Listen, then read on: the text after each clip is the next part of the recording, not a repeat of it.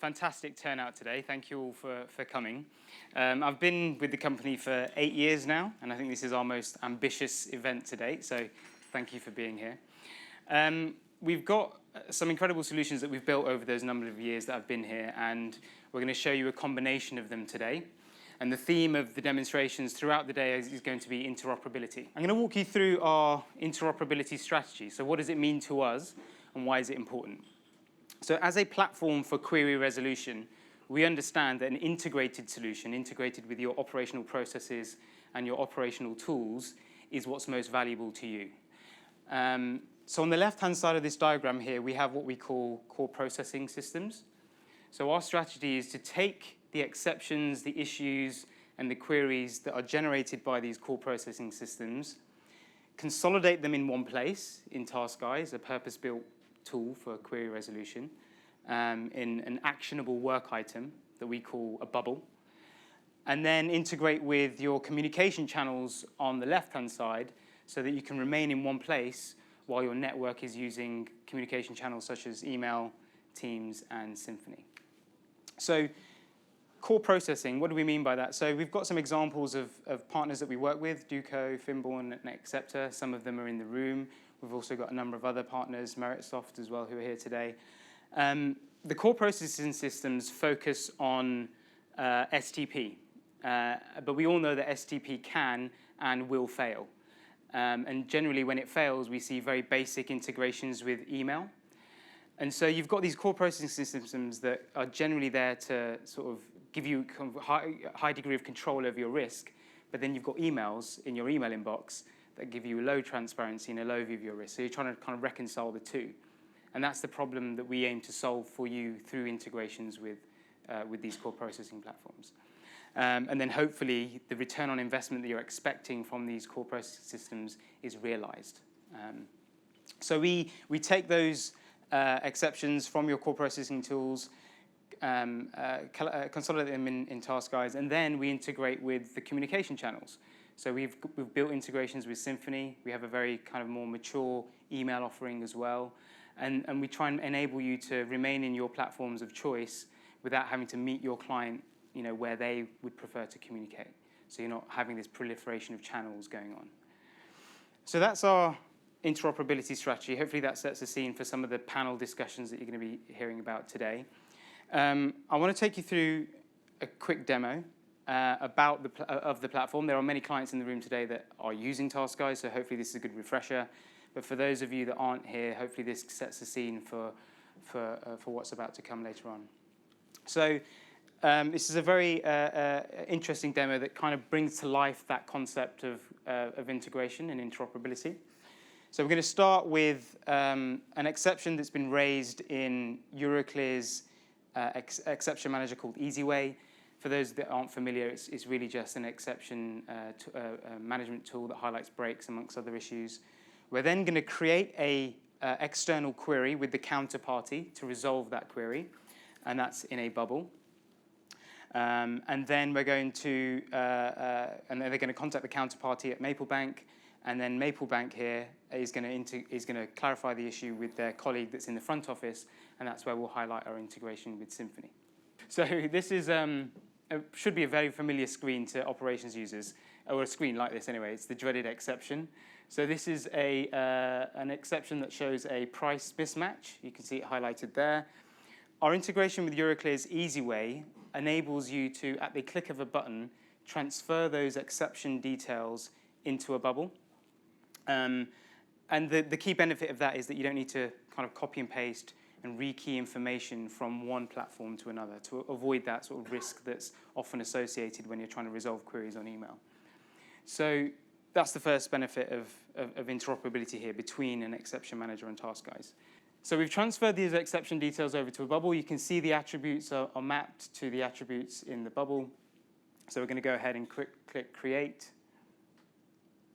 And what that's done is it's quite literally created our bubble, so we're ready for resolution. You can see the attributes on the left-hand side, and immediately here, David Richards from Cedar Bank can begin resolving this query.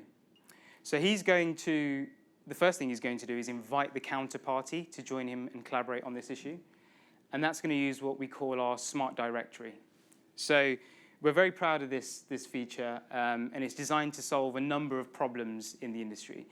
You'll all be familiar with the email distribution list problem, right? You've got a load of distribution lists and loads of email addresses that you need to send your queries to.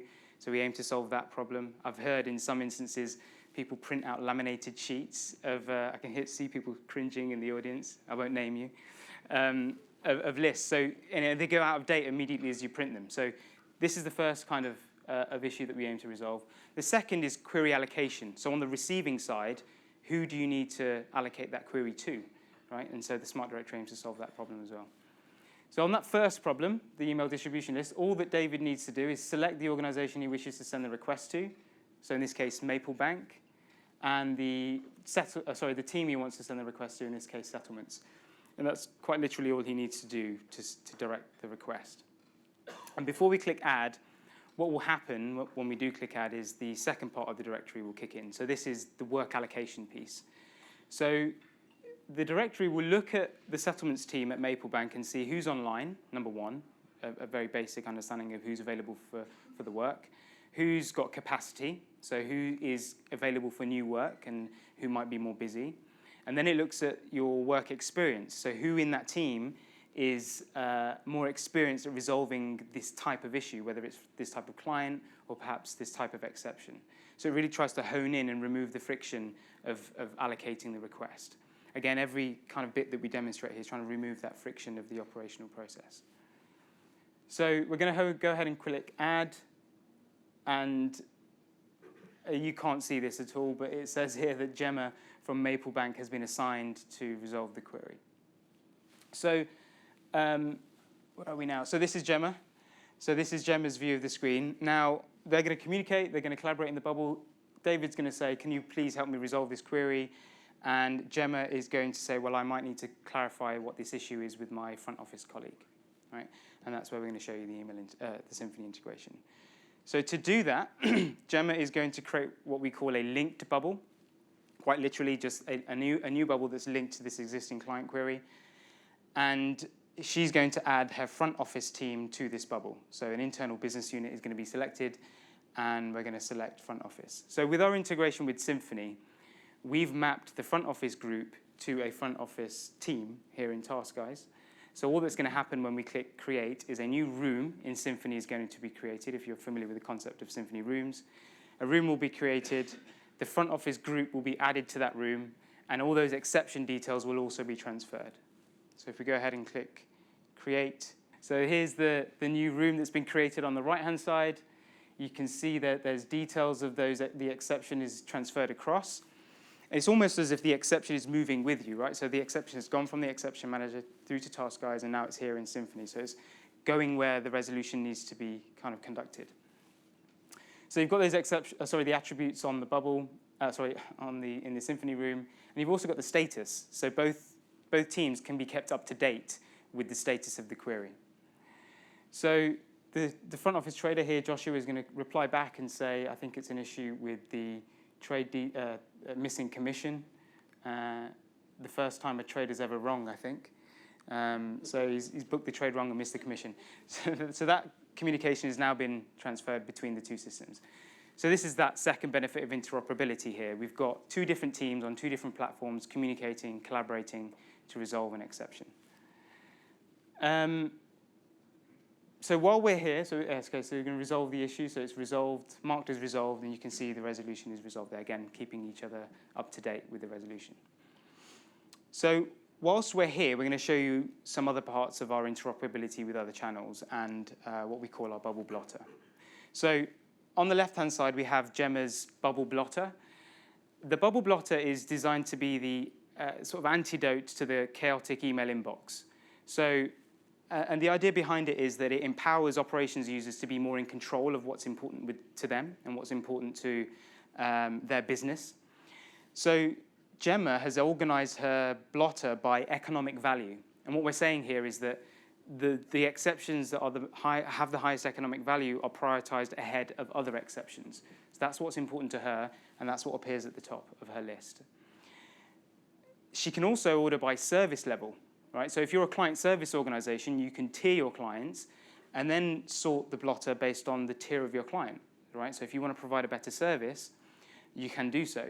And I like to kind of think of this as like the holy grail of query resolution, which is you're more efficient because you're, as a client service organization, you're organizing yourself better, but also you're providing a better service to your clients as well. It looks at other factors as well, but that's the bubble blotter. There's more to it, but I've not got much time, so we won't go into everything here. And we've also got a few other integrations that we want to show you. So we're going to show you our integration with email, our integration with Microsoft Teams, and a combination of sort of multi-channel integration as well. So this is a bubble that Gemma's received for an email query. So an email's come in, it's created a bubble, it's landed on Gemma's desk. Gemma doesn't really need to know that it's an email bubble. I mean, it has characteristics, but again, she's managing her issue on Taskize. And on the right-hand side here, we have Outlook. So this is, imagine it's the client that sent the query. They get information about the query, they get the last message, and if the user here clicks reply, again, I'm not going to demonstrate email to you. You know how email works, that horrible tool that we're trying to get rid of. You reply, and then that gets threaded back to the bubble. So Gemma's kind of maintaining consistency in her approach to query resolution. So that's email integration, and then the next one we're going to show you is Microsoft Teams. So Teams is used much more widely now internally. So if you've got internal teams that aren't on Taskize, and they're using Microsoft Teams, and you want to collaborate on in this example, a confirmations query, you can reach out to them, so you can create a bubble, invite, similar to how we did with Symphony, very similar process. And then once you make that invite to a team that are in Microsoft Teams, it will create what we call a card, so a card of information in a Teams channel. Again, this is very similar to what we've done with the Symphony integration. So you can see information about the exception, the status, and if we hit comment here, we'll be able to reply back to the query, and that's going to get threaded back to the bubble. So that's, again, very similar to what we've done with Symphony. And if we resolve this issue, you'd also see the status of that issue change on Microsoft Teams as well. So Teams and email are very chaotic for kind of query resolution. There's filled with chat, and there's filled with lots of conversations. What we've done by integrating with Teams is kind of extend workflow to Teams. So you could scroll down your feed and see how many queries you have in Teams if you're not using Taskize, and know which ones you've got to manage and which ones you can probably ignore. So that's our Teams integration. And then finally, we're just going to show you that they don't need to be independent. So we have a bubble here that has a Symphony user and an email user. So you can collaborate in the bubble with participants from multiple channels. And again, we're highlighting that interoperability. So that's the end of this demo, this session. There's more to come. So please stick around for later on, where we're going to show you some additional parts of our product and integrations. And stick around in this room now, because we've got a panel that's going to be hosted by James called on the bank's perspective. I hope that gives you a good overview of what's about to come. And if you've got any questions on anything you've seen now, feel free to reach out to anyone that's wearing a Taskize badge, and we'll be happy to talk to you. Cool. Thank you. James.